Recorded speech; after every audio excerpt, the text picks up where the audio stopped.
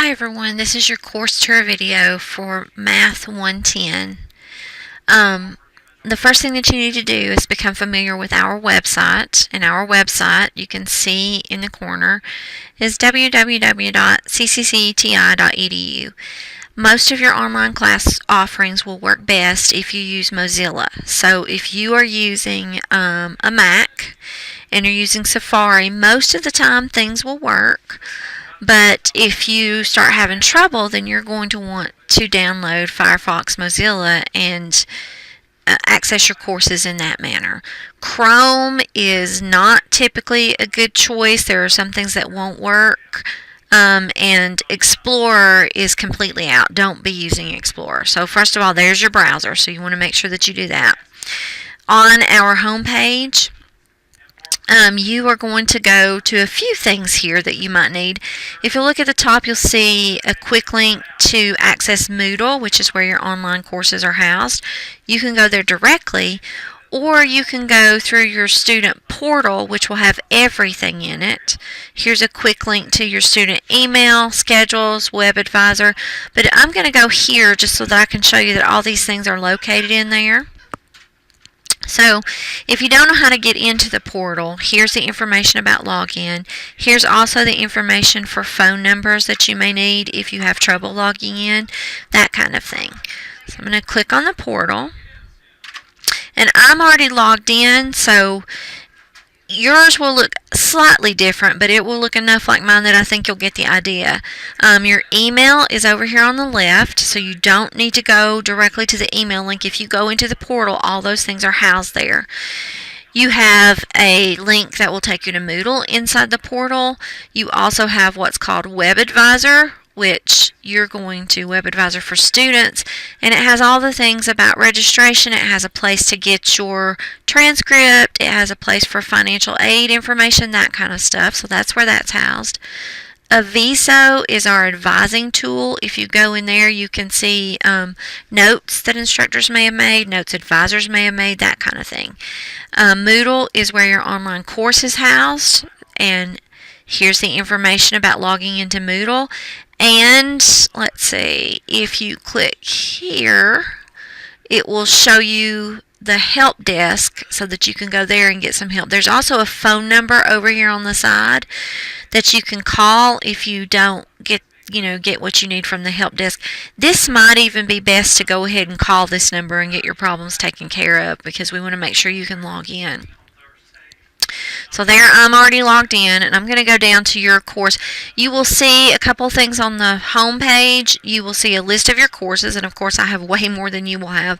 You will also see this icon. This is the online tutoring, and if you're taking a lot of online classes, you may be working on those at odd hours, so you may not have access to on-campus tutoring. For that reason, we do have tutoring on both campuses, but it may not be convenient for you. So this is the online tutoring. There is a real person there. So, it's just like if you were on campus, except you're in your home or whatever on your laptop and you're talking to that person, and they have a whiteboard on there and that you'll be able to see on your screen. So it's really good tutoring, especially for those of you who can't come to campus. So let's see.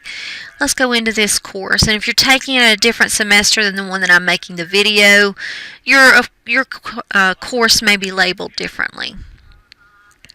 So the first thing that you'll see when you go into your course is you're going to see this at the top. It's going to have a link to announcements, student support. If you click on that, it will take you to links to different things on campus that we may have that you may need. One thing that you may need is disability services. If you are used to getting extra time on tests, that kind of thing, I cannot just automatically give that to you unless you go through disability services. So there's the information for that. The online tutoring link, of course, is there. And of course, yours will look a little different than mine because I'm seeing the administrative side of it.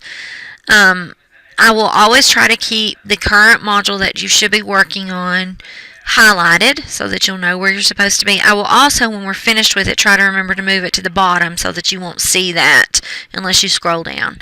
Your course tour video will be housed here, and of course if you're watching this now, you found that link. You will only see this module until after you take the syllabus quiz. So I've got your syllabus listed here. You'll need to take the syllabus quiz. You have a pacing guide, which you need to print off, because the pacing guide tells you every assignment that is graded throughout the semester and the dates that they are due. So you need to make sure you're doing that. For this course, the due time is noon. If noon is not convenient for you, then you need to make sure that you're working a little bit ahead so that you can do midnight, 5, whatever the time is that's convenient for you. But they must be in no later than noon on that due date. And that is because I'm here on campus then, and that way if there are problems with submission or something like that, I can actually take care of those. You will see 2 versions of the documents that I post, and that is because I want to make sure that they are accessible to you. So there will be a Word document and there will be a PDF so that you can see both of them. After you take the syllabus quiz, the first module will open, and I don't have this whole course done, but I can tell you what they will look like so that you will know. Each unit will look the same in that it will have a label that says unit objectives and optional resources, and it will also have a student to-do list. The student to-do list is a duplicate of the pacing guide. So if you've printed off that pacing guide, you will see that underneath student to-do list, the exact same things are listed. So the first thing that's here is unit objectives. If you click on that, you will see the objectives for that course, for that module, what is it that I'm going to be learning in this module.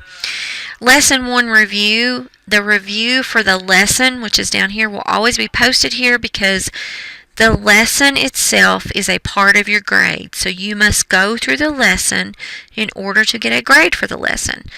Once you have viewed the lesson and the deadline has passed for that lesson, you will not be able to access it here anymore. So I've posted it up here as a review so that you can access that material if you need it again. You will see all the assignments listed down through there, and in the name of the assignment I will put the due date and time so that you know there's no question about it. These little boxes over here on the side, you can click on them when you're finished with something and it will put a check mark in it so that you will know for yourself that you have actually completed them. So that's another way that you can keep up with them.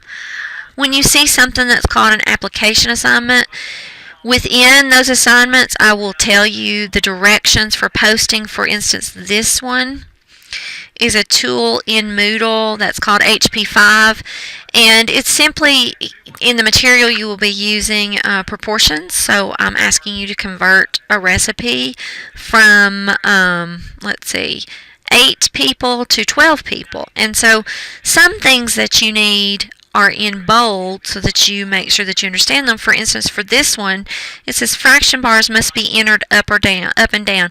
That's a programming issue, so you can see that I've put 1 1/4 and I've put the fraction bar up and down. You have to make sure you do that when you type in your answer. So when you type in your answers, you have to do it a certain way because that's how this tool is programmed. When you finish, you can check it. If you get 100, great. If you don't, you would keep doing it. And I tell you within the assignment if it's something that can be done more than once.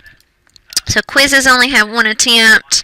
Labs only have 1 attempt, but homework, which is actually housed, if you click on this one, it says go to your MyOpenMath account and do homework 1. And so you do have what's called a MyOpenMath account for this class. If you click here, it tells you how to register for that course. It tells you how to get into the course. It tells you about the assignments. And so I'm going to go there just so you can see what it looks like. So you will log in and you will go to your course. And you will see the assignments. Now I've got some of them hidden because I'm not finished with them yet, but you will see the ones that you're working on and you will see the due date. You have multiple attempts on this kind of homework. I want to make sure that you understand, though, that the homework that's in here is not the only homework that you are responsible for. There are also practice problems that are not graded that are within the lessons. So you need to make sure that you are doing all of the homework. This just happens to be the homework that is graded for this module. The official grades will be in your Moodle course. After something passes, I will update the grades, and then I will send out an announcement and say, I've updated the grades. You can always contact me if you have questions. I'm pretty good about getting back to you, but of course if you email me in the middle of the night, I'm not going to see it until I get to the office the next day. If you do send an email to me through Moodle and I reply, unfortunately the reply actually goes into your student email. It does not go into Moodle, so you need to make sure that you're checking your student email if you're looking for a reply. I always reply, so make sure that you're checking that email for those replies. Down the side of your course, you will see this technology accessibility. These are links to everything that we use technology-wise in this course, so that if you have problems with accessibility, you can find information about that.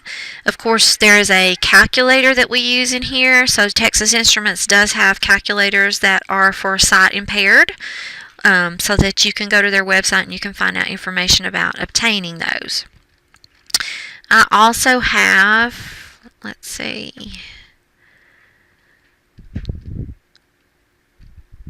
in your course, and yours looks a little different than mine, but on the left you will see a place for your gradebook. So you need to make sure that you access that so that you stay on top of your grades. As for grades that are dropped, your grades will not be correct until you've had enough grades that I can actually drop some. So let's say you missed the first quiz.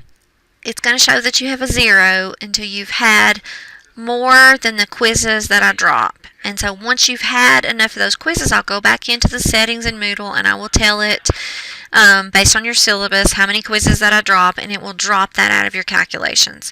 So at that point, then your official grades will be correct. So keep that in mind. If you have a 0 that's in there for a quiz and it was an accident on your part and you don't plan on doing that again and you don't do that again, the 0 will be in there until I have enough grades in there that I can drop the one that I do drop. Because if I do it at the beginning of the semester, then Moodle will not communicate with Aviso and you will not be able to see your grades. Let me go back to Aviso just a minute so that you can see that. If I go back to where I was showing you where Aviso is, if you log in to Aviso, and of course mine is on the faculty side, but if you log into Aviso, you can click on all your courses there, and since Aviso and Moodle communicate with each other, you will be able to see your grades, you will be able to see your attendance information, all of that through Aviso. So that's another reason that I have to make sure that I am dropping the grades after you get enough, so I want to make sure that Moodle and Aviso are communicating with one another. And as we go forth, I will open more modules as I finish them so that you can work a little bit ahead if you need to. I will not open the whole course at once, so you will not be able to finish this course, let's say, halfway through the semester, because if I do that, what happens is people don't spend the time on the lessons that they need to, and then they're not as successful. So I will not have a bulk of the course open at one time. If you have questions, please contact me. I'm very accessible to my students. I will try to help you in any way that I can. Good luck.